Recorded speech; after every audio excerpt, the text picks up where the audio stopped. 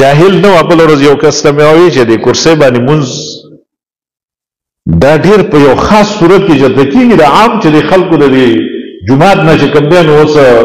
د پرایمري سکول دفتر جوړ کړی دی کرسۍ پکې ایښودي دي او دا زموږ استاد دی هغه دې ته چینا مونځ وایي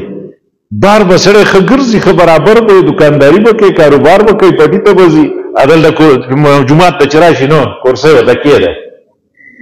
کرسۍ ورته کېږدی ما د نن نه 10 کاله مخکې په یو جومات کې هم کرسۍ نه وه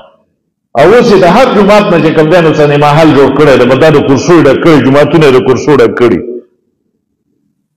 نو بوډا ته ما وایي چې که ته د خپې غځولی شي داسې قبلې ته په ناستې مونځ کولی شي نو بیا کرسۍ کې ستا مونځ نه کېږي دا پکې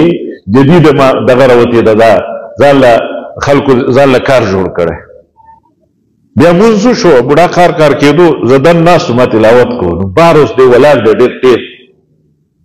نو بیا هغه کس ته وایي چې زه دې ته ولاړ یم ده نه تپوس کوم چې تا ما ته څنګه ووایي چې ستا مونځ نه کېږي نو ما وایي ښه دی مان دا تپوس کوي بیا به ستړی شوي زه دننه ناست وم بیا زه چې ووتم لاړ